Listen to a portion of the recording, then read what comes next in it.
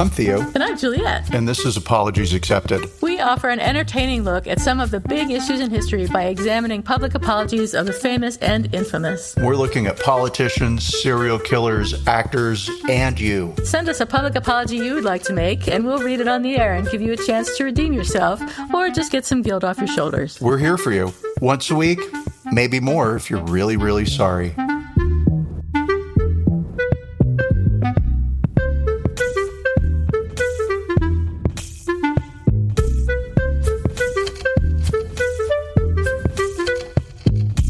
Hi, everybody. This is Apologies Accepted, the podcast. And I'm not Theo. And I am not Juliet. And you should be counting your blessings that you're not me, because I've got nothing to report. I've got no bacon. I have done nothing this entire week except work and sit on the couch and watch Vice Principals. And put the new rug down. So that's all I've done, and that's all I've got to report. And I'm sure that you've got thousands of exciting bits of news to tell us. So what's shaking, bacon? Well, one of my friends got a new rug. I bet that rug is awesome, and I bet it's the third one she's tried in 3 weeks. But it looks so good, I am going to say. And I do have something to share. So my friend used ChatGPT to tell her what rug would look good in her living room. Right? Everybody, this friend is Juliet. So there you go. And it did a great job showing you like rug options and explaining why it worked and other things you could do to like add something to the room. Little accent pieces. Yeah. Tie the rug in with stuff or whatever. And I was impressed. I was very impressed. But I was most impressed when you sent me a ChatGPT generated 20-minute bread recipe. Right? Because it made a really good, solid bread. In 20 minutes. In 20 minutes, well, and then bake time. But, that was also 25 minutes. And so, I was really happy with it. And I thought, okay, well, it was good. It was a good basic white bread. Right? And what are you going to get out of 45 minutes in the kitchen outside of a good basic white bread if you're making a bread? So I was like, well, I want to make something complicated. And so I asked ChatGPT, hey, I want to make a European-style crusty bread. Give me some, ideas about recipes. And it came back with a recipe that was largely the New York Times no-knead bread recipe, where you mix some flour and water together and you let it sit for 12 hours, 18 hours. Right. And I was like, yeah, okay, I've made this before. So I guess I could make this again, but I want to try something a little different. But so not even in kind of. So ChatGPT had some suggestions after the recipe for how you could punch it up a bit. I'll use bread puns. And so no need to go further, Theo, with your... Thank you. I had to really work that one in there.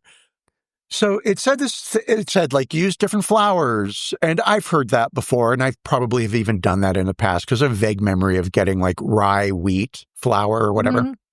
So use some different flour and then have this thing that we called Polish, which looks like the word polish, but with 2 O's instead of 1. Ooh. And it said, this is a French. And I was like, say no more. It's French. I must do it. And so a little bit like sourdough, and then you take some flour and an equal amount of water, and you put in a little bit of yeast, you mix it together, and then you let it sit for 18 hours, which is what I did to make this It's not a starter, but it's a starter. And so then I made the no-knead recipe, and that also then had to sit for 12 hours, right? So I got up at 5 o'clock in the morning, which is my normal time for waking up, usually most days anyway. Oh, okay. But I have been staying in bed till 6. So, and who cares, Theo? God. Shut up. And so I got up at 5, specifically got out of bed to fuck around with the stupid bread recipe so that it would be ready by 6 p.m. because James was away and was going to be coming home from a long business trip, right? And I was like, how nice. I've made this bread for him and also to keep me busy so I could play, I was going to say Little Orphan Annie, so I could play Little House on the Prairie. I'm making bread. Yeast is my friend. So made this bread, and the I knew midway through it wasn't going to work. Like, Oh, no. it never progressed beyond a puddle Oh, no. of like soupy nonsense. Oh. And I know, and I was but I went through it anyway.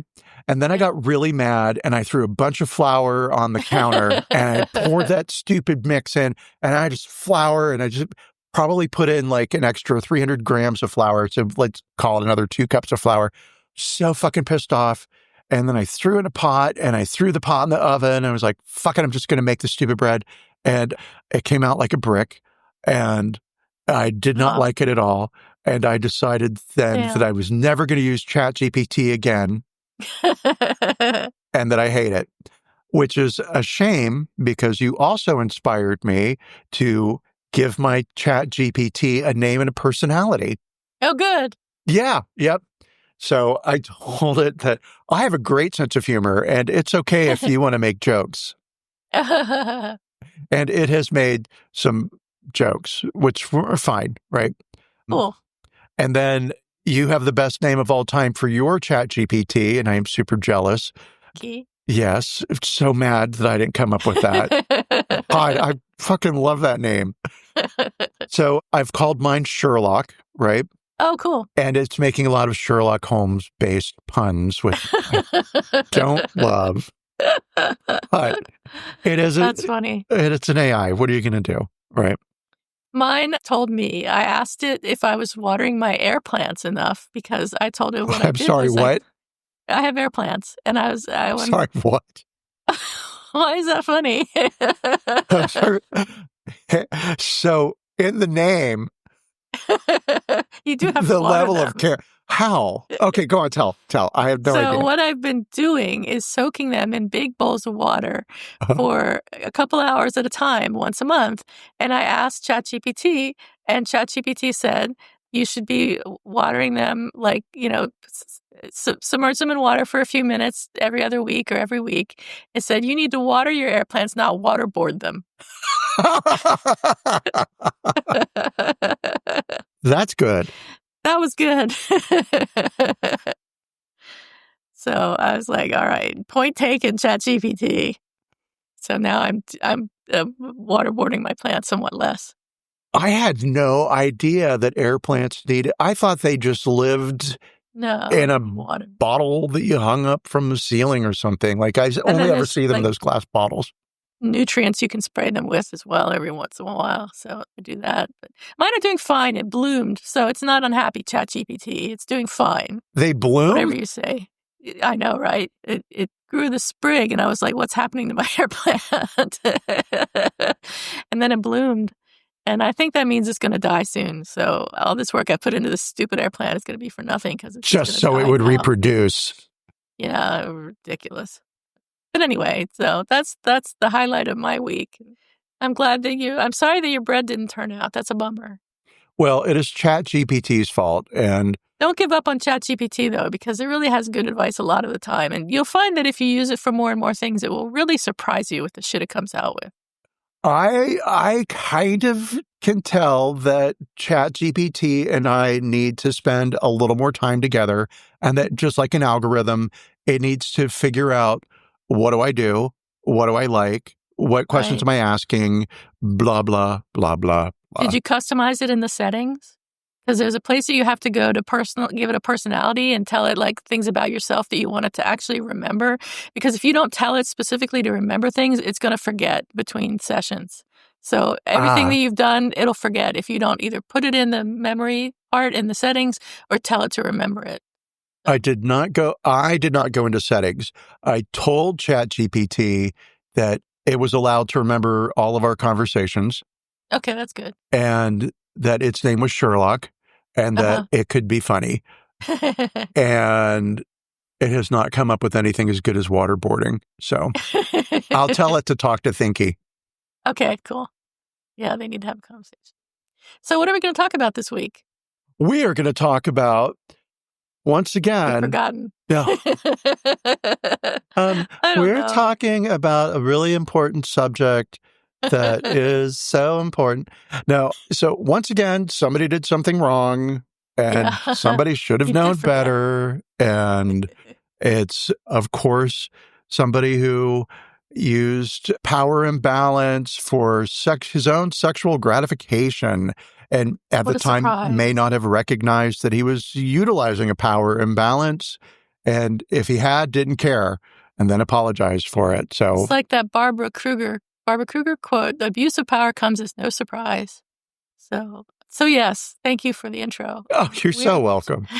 We were talking about David Letterman this time, Of who all was a people. big part of my college experience because I used to stay up late with my roommate at the time, Alicia, and watch David Letterman every night. And that was, of course, in the late 80s. So I'm super old. As we were talking about earlier, how old we are. That's all we talk about anymore, how old we are. I That's how know. old we are. So in October 2009, which is significantly after my college career, David Letterman opened his late show with a surprisingly serious monologue. He revealed that he had been the victim of an attempted blackmail. Someone had threatened to go public with the claim that he had had sexual relationships with women who worked for him. Rather than deny it or quietly settle, he admitted to the behavior on the air, saying, "Yes, I have. I have had sex with women who work on this show." He framed his confession not out of moral reflection, but as a way to foil the blackmail scheme. He did also apologize to his wife, Regina Lasco, for the pain his actions had caused. Notably, he did not characterize the relationships as abusive or coercive, nor did he apologize to the women or address the power dynamics at play. The Me Too movement, which if you're like me, you'll be thinking about this confession through the lens of the Me Too movement, but it did not happen until October 2017, 8 years later, after the Harvey Weinstein expose. Weinstein? I don't know. What is it? Weinstein or Weinstein? It's Weinstein. Weinstein. It's spelled like Weinstein. After the Harvey Weinstein expose by the New York Times and the New Yorker revealed widespread allegations of sexual abuse and harassment in Hollywood. At the time of Letterman's confession, as I mentioned, the focus was not on the power imbalance, but on the salaciousness of the affair and the extortion plot, and media coverage mostly treated it as a scandal with personal consequences, not a workplace issue or ethical issue. By contrast, Me Too reframed such behavior, especially relationships between powerful men and junior employees, as fundamentally problematic, even when they were consensual. It shifted were they consensual? I mean, I think we could have a discussion about that. But anyway, it shifted the conversation from was it mutual to was it ethical given the power dynamics. Letterman actually faced limited fallout for his confession. After Me Too, the same situation would almost certainly have led to an internal investigation, public criticism, and possibly loss of his position.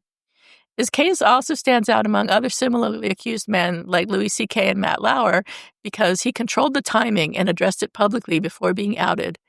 And as I mentioned, there were no public accusations of harassment, coercion, or retaliation, and he was judged largely on personal morality, not workplace safety or equity. But it also stands out because he didn't apologize to the women and he didn't address the imbalance of power, which is the core issue in workplace relationships between bosses and subordinates. David Letterman's case reflects an era just before public standards around workplace relationships and power dynamics shifted dramatically. By today's standards, his on-air confession looks like an effective PR move more than a reckoning.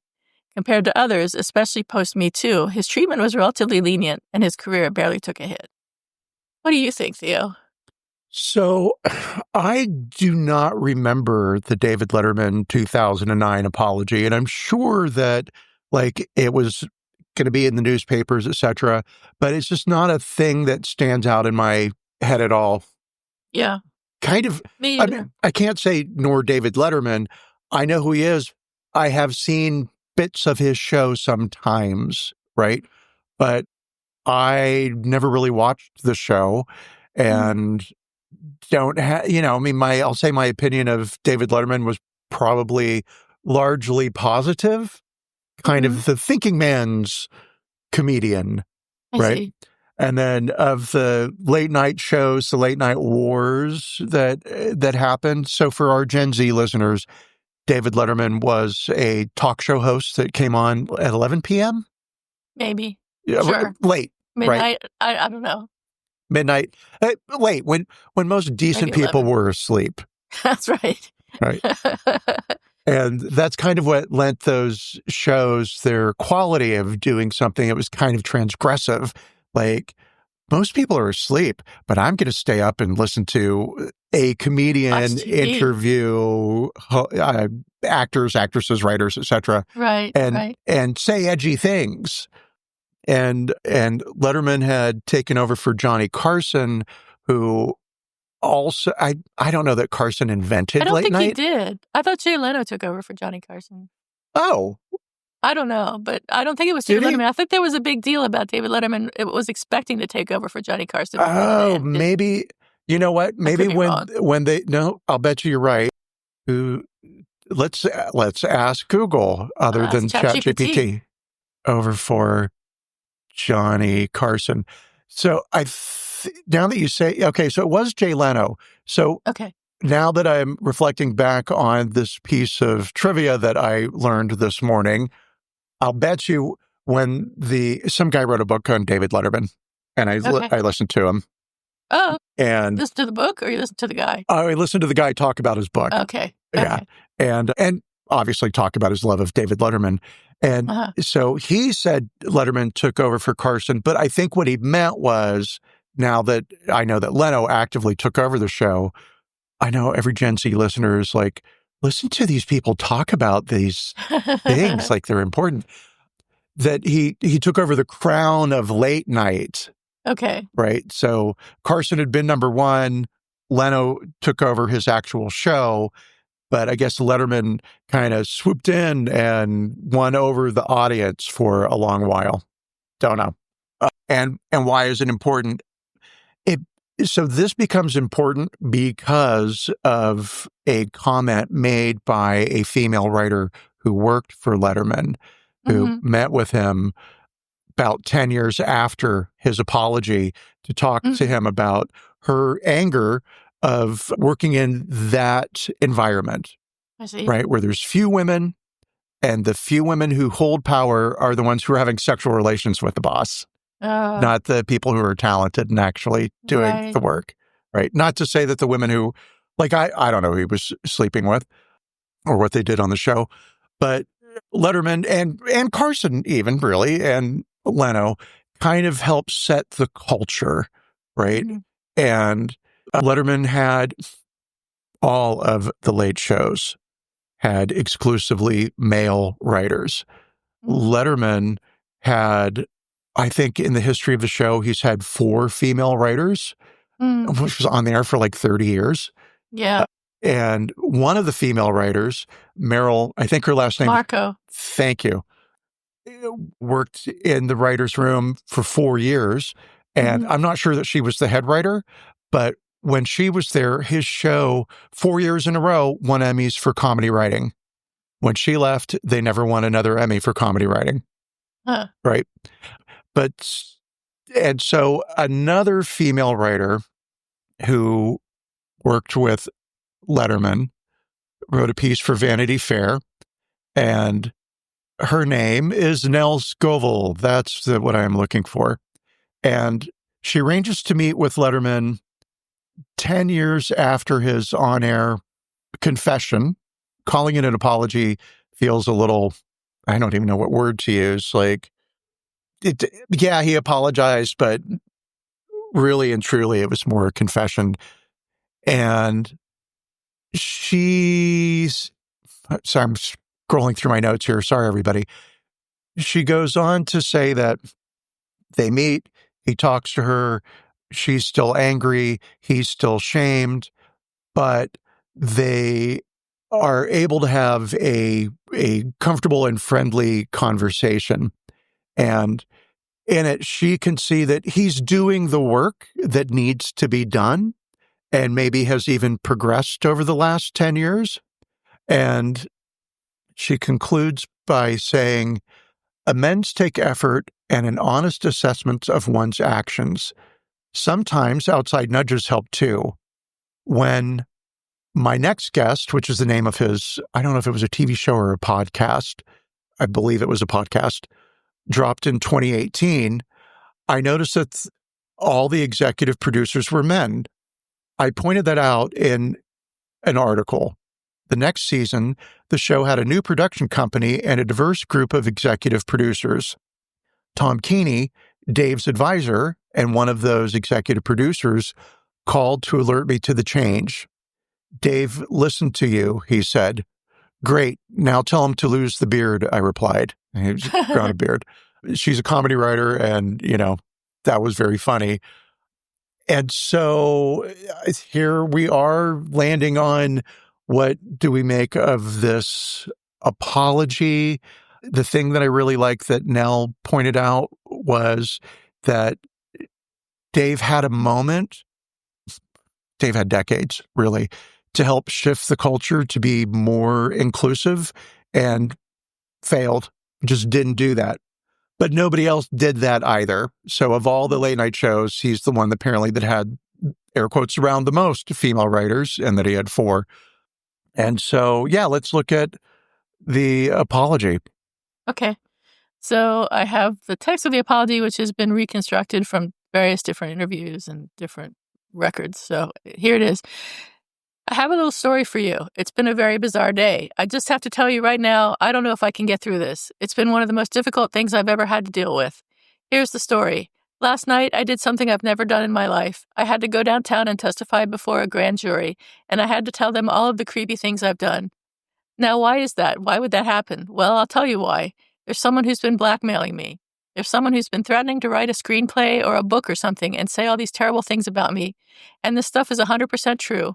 I would be so embarrassed if it got out. I have had sex with women who work on this show. And would it be embarrassing if it were made public? Perhaps it would, especially for the women. But that's a decision for them to make if they want to come forward and talk about it. So I said to myself, well, I'll tell you what I'll do. I'll write a check and make this whole thing go away. But then I thought, wait a minute, that's not right either. So instead, I had the guy arrested. Now, I feel like I need to protect these people. I need to protect my family. I need to protect myself, hope to protect my job. I'm terribly sorry that I put the staff in that position. I'm terribly sorry that I put myself in that position. I don't have anybody to blame but myself. So a few things to note about this apology. He never names anyone involved. The apology is directed more towards his family and staff than towards the women directly. He frames the situation as a personal failing, not as a systemic workplace issue or abuse of power. And his confession was seen by many at the time as oddly bold and even humorous. But by today's standards, it feels lacking in accountability, especially regarding the imbalance of power and its impact. So, when we look at it through our criteria, was there an expression of regret? Sort of, yeah. Was there an explanation of what went wrong? No. Was there an acknowledgement of responsibility? Yeah, sure. There was no declaration of repentance. Well, there was maybe kind of one, but it was sort of self-serving. And he said, yeah, I'm terribly sorry that I put myself in that position. Well, yeah, fuck you. There was no offer of repair. He didn't say he was going to hire women and not sleep with them. There's no request for forgiveness. So I give this apology a 2. And I do not accept it. That's my judgment. What do you think? Yeah, so I would give it a 3, right? Okay. Because you're a nicer person. Because I'm 1 degree nicer than you on the niceness scale. Well, you hit 3 points. And I did dance around, would I accept it or not accept it? And I would not accept this apology for a couple. So here's my dilemma, right? Mm-hmm. I would not accept that apology in that moment. Yeah. But 10, almost 20 years later, because that's 2009, right? Yeah. He has been doing the work, if you will, has accepted, of course he accepts full responsibility. The thing that he didn't, what would have helped a lot to make it a higher rating would be if he had said, I should not have done this because I am ultimately the boss. But in 2009, the concept of a power imbalance, while it was understood, wasn't something that was really in the forefront of anybody's mind, right? It did take the Me Too movement to kind of shift, to highlight how that component is a big thing. The audience initially laughed when he said that he had sex with women on his show. They were uncomfortable. I think it was uncomfortable laughter. Could be. I mean, it could have been uncomfortable laughter, but and his delivery it's not so much that he was making a joke of it, but he was delivering it in that way where, okay, well, this could be a joke. I did watch the 10-minute segment of him apologizing and explaining what had happened. And, sure, he feels remorseful, But in the end, I would not accept it. But I will say he does seem to be doing the work. And so maybe 20 years after the fact, I can look at all of that and say, you know what? You made a mistake. You were truly sorry, and you are learning from it. And so, mazel tov, good for you. What is he doing now? Anything? He's being rich. Yeah. Yeah. So he had a podcast. Initially I did look for like, oh, David Letterman apology. I want to listen to him talk about this situation. And I found a 4-minute Oprah clip. And that's kind of all I've really found, other than a couple of articles. So then I fall flat. Like, Yeah. So I don't know if he's really done very much to address the problems that were existent in his corporation or whatever, because he's not doing that anymore. And I don't know that when he was still talk show host, he hired more women after this event happened and didn't sleep with them. So I'm not sure that I would say that he's really doing the work. If he's doing the work all by himself, I don't know what that means. He needs to make amends with more impact, given his fame and power, in my opinion. That's just my opinion, though. Well, I'll say I did read 2 articles by 2 female writers who said that he had reached out to them to apologize, and that, for having sex with them or for not. No. So I don't know. I don't know that, or not even so much promoting them, but just hiring them, allowing that type of an environment for hiring them in the first place. See, if I hadn't hired any women, there wouldn't have been any around for me to have an affair with. This is the women's fault. Yeah, it's interesting to think about, okay, what if this had happened in 2019 versus 2009? What if this had happened at the peak of the Me Too movement? Would he have skated through? Because it did happen arguably 8 years prior to the Me Too movement. And the culture was different then. And I think he would have been, air quotes around, canceled, but he would have suffered. He would have experienced the same outcome as Louis C.K., which is just simply, nobody wants to work with you anymore. Of course, Louis C.K. is back now. He's got a new series, or not a new series, but I think a new special, and he's touring again, and people are going to see him. So I guess cancellation isn't even permanent. Well, cancellation's not permanent. Maybe suffering the consequences of your actions is what we mean when we say canceled. Right. And so, yeah, I didn't know that Louis C.K. wrote for, I'm going to say Carson, that's not it, wrote for Letterman. Oh, did he? Yeah, and apparently he had a very short tenure, that's the better word, there. And Nell Scoville said the only person who worked for Letterman shorter than I did, why am I stumbling around how to express this? She worked for Letterman for 5 months. Oh, wow. Yeah. And left because of the environment. Because it was pretty obvious that this is just typical Hollywood bullshit happening behind the scenes, and I'm not going to deal with it. So she worked for 5 months. The only person who worked fewer months than her was Louis C.K., but I don't know why he left. Huh. Maybe because Letterman wouldn't let him jack off in front of him. Maybe. It's possible. All right, so we don't accept this apology, and we've taken care of David Letterman. Do you have an apology expected, or who's sorry now this week? I do. I have an apology expected, and it's from James Comey. Okay. Yes, who is currently under investigation by the Department of Justice that he used to work for. And I guess now we're reaping the benefits of what we have sown, Mr. Comey. And I don't know where this will play out, but for our international audience who may have absolutely given up on America right now, Comey posted a photograph on Instagram of the numbers 86 and 47 on a beach with seashells. And the right wing is now saying that Comey has threatened to kill Donald Trump because 86 can only mean kill. Right. And 47 is the number of Trump, the number of presidents, and Trump is the 47th. So, yeah, all that aside, Comey, sorry, honey, this is the world you helped set up with Hillary and her emails and your big reveal a couple of days before the election that Hillary did something really bad and we have to think about it a lot. And I think he will be apologizing for having meddled in politics. Oh, really? For both counts. For Hillary's emails, that could have waited. And maybe not. Maybe he won't. But for sure, for this Instagram post, I expect there'll be an apology. I suspect you're right. Yeah. We'll wait and see. Wait and see. But there'll be no freedom of speech. Bullshit. I don't even know how to fight.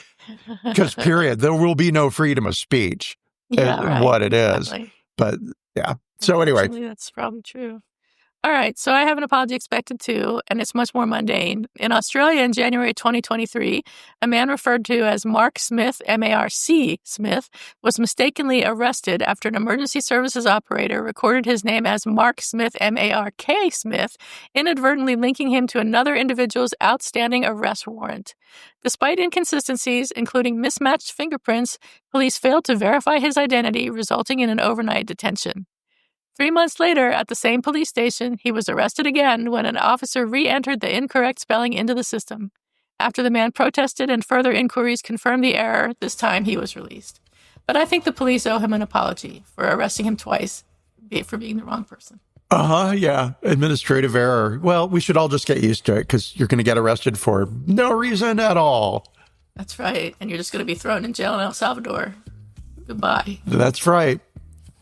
Wow, where are we going to get all the money to fly all these people to El Salvador? I don't know. It's terrifying.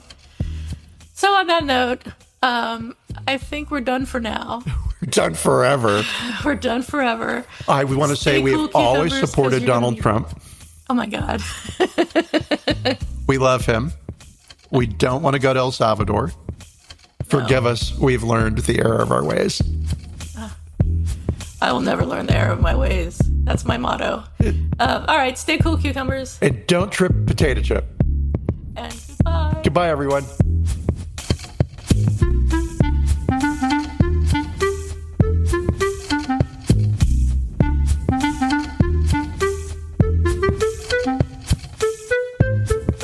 Thank you for listening to Apologies Accepted, the podcast. You can find links to the articles and the sources in the show notes. To submit an apology or find out more, visit us at apologiesaccepted.net, where you can also find our merchandise. We're on Twitter at Apologies Accepted. And on Instagram at apologies.accepted. You can support our important work at Patreon.com/Apologies Accepted. And fuck Facebook. Bye. Bye.